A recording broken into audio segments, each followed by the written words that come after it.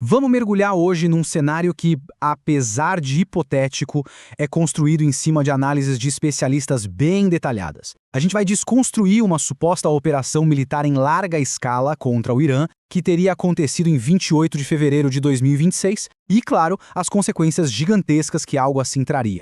Para a gente entender essa história toda, vamos dividir nossa análise em 4 momentos. Primeiro, o ataque em si. Depois, as ondas de choque que ele causaria no mundo todo. Na sequência, a gente volta um pouco no tempo para entender o que teria levado a essa guerra. E por fim, vamos explorar o perigoso cenário final e o que poderia acontecer depois.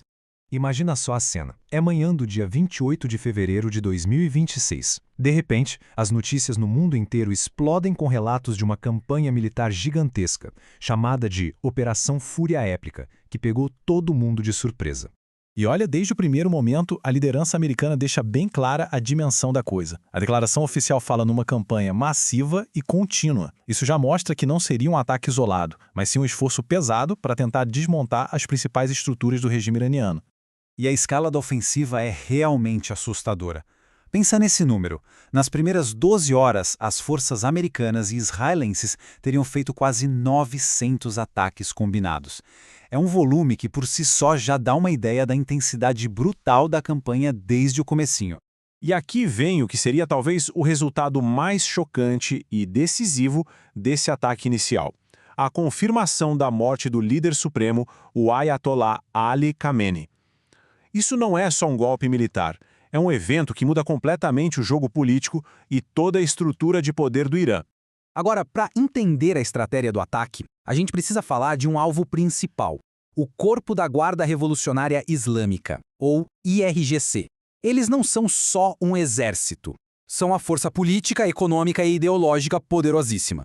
Basicamente, a espinha dorsal do regime. Neutralizar a Guarda Revolucionária era visto como um passo essencial para enfraquecer o governo iraniano.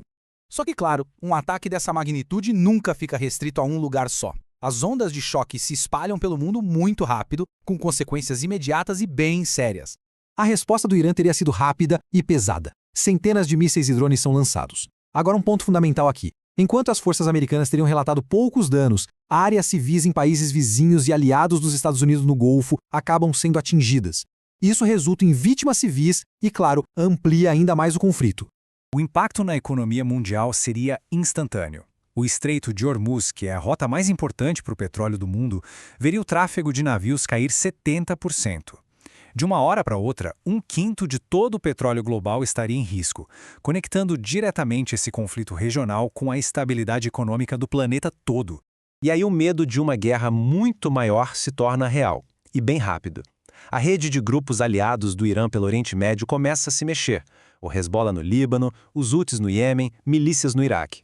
O conflito já não seria mais só sobre o Irã, estaria se espalhando como fogo pela região. Bom, tudo isso leva a gente à pergunta principal. Por que isso aconteceu? E por que justo agora? Vamos dar uma olhada na sequência de eventos e nos cálculos estratégicos que teriam levado a essa operação. Essa linha do tempo aqui mostra direitinho como a coisa foi esquentando. Começa com os Estados Unidos traçando uma linha vermelha por causa da repressão a protestos no Irã. O regime ignora o aviso e reprime com ainda mais violência. As negociações sobre o programa nuclear fracassam, e aí o palco estaria montado para uma intervenção militar.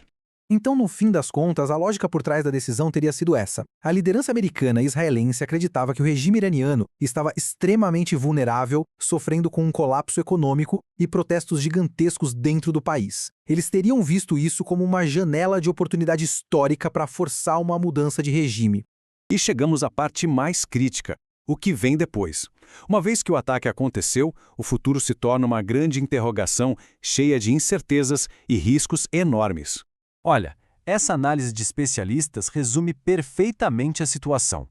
A operação é vista como uma aposta altíssima. O objetivo de mudar o regime é algo vago e não existiria um plano claro para o dia seguinte, o que torna o resultado final totalmente imprevisível.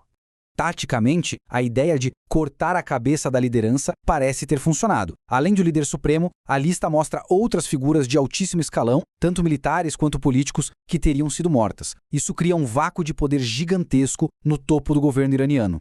A partir daqui, os analistas enxergam basicamente dois caminhos para o Irã, e eles são bem diferentes. De um lado, o cenário mais otimista, a população se levanta e um novo governo surge. Do outro, um cenário bem mais sombrio, um IRG-sistão, quer dizer um estado onde a Guarda Revolucionária toma o poder de vez e governa como uma junta militar. E é aí que entram as grandes perguntas que ninguém tem resposta ainda. A retaliação do Irã vai causar danos que os Estados Unidos e seus aliados não consigam suportar? O povo iraniano, sem uma liderança clara, vai ter força para derrubar o que sobrou do regime? Ataques aéreos sozinhos podem mesmo mudar um governo? E talvez a pergunta mais perigosa de todas: se o Estado entrar em colapso, quem é que assume o poder? No fim, a gente fica com essa questão que é a mais importante de todas. O objetivo declarado da operação era a libertação do povo iraniano. Mas a análise nos deixa com um dilema profundo. Será que essa ação leva a um futuro melhor e mais estável? Ou ela simplesmente abre a porta para um conflito ainda mais perigoso e sem um final que a gente consiga prever?